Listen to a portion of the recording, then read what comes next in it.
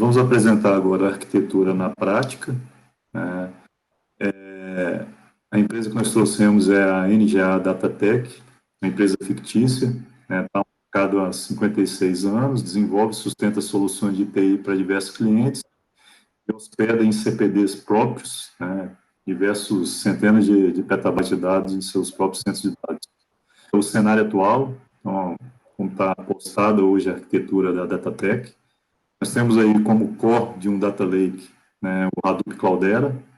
Nós temos aqui cenários aqui de ingestão de dados de diversos legados aqui de DW, né, além de cenários de ingestão dos transacionais, tanto de mainframe, georreferenciamento, né, diversas bases relacionais, semi-estruturadas e não estruturadas.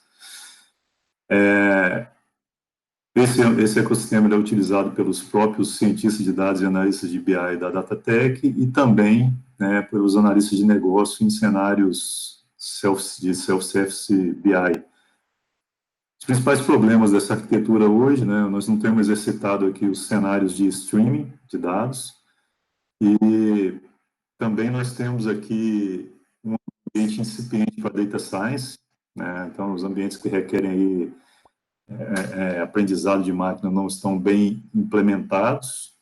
E nós temos aí dentro desse ambiente também diversos trabalhos, um overhead de trabalho manual nesses cenários aí de ingestão, né? Então, para isso, nós estamos devendo a arquitetura desse ecossistema de dados.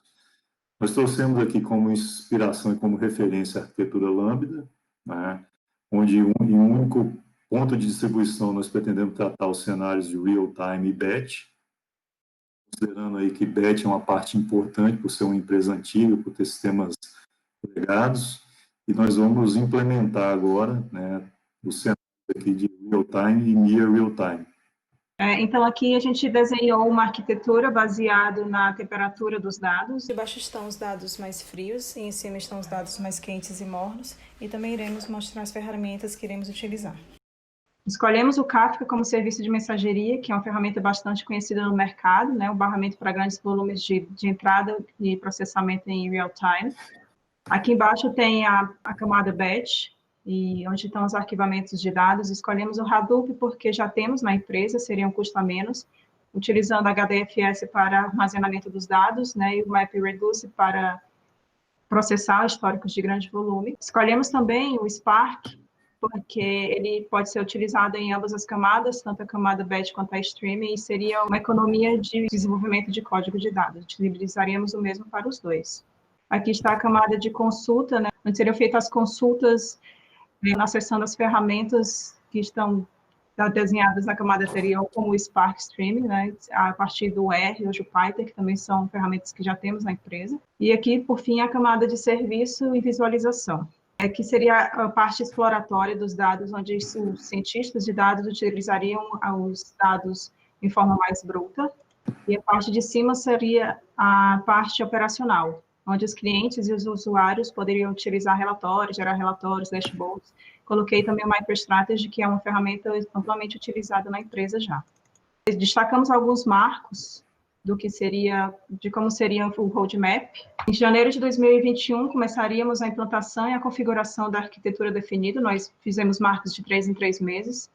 Em abril, faríamos a instalação do Apache Spark e a criação dos programas de acesso, que seriam utilizados tanto na parte batch quanto na stream, que aí a parte stream começaria já no terceiro semestre, né, que é a Spark Stream, em julho de 2021.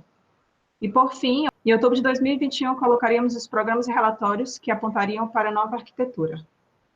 Nessa arquitetura, o que a gente pretende pela experiência prática, nós pretendemos incluir também uma ferramenta de ingestão de dados integrada ao Kafka, né? Então, a ideia é usar essa ferramenta especialista em gestão para evitar o retrabalho, o trabalho manual, aí, né? Tanto na postagem quanto na leitura de informação dentro da fila. Então, a ideia é automatização. Então, ferramentas como a Tunit, Talend, ferramentas da informática, IBM, que se propõem a automatizar essa ingestão. Então, nós pretendemos incluir isso na arquitetura.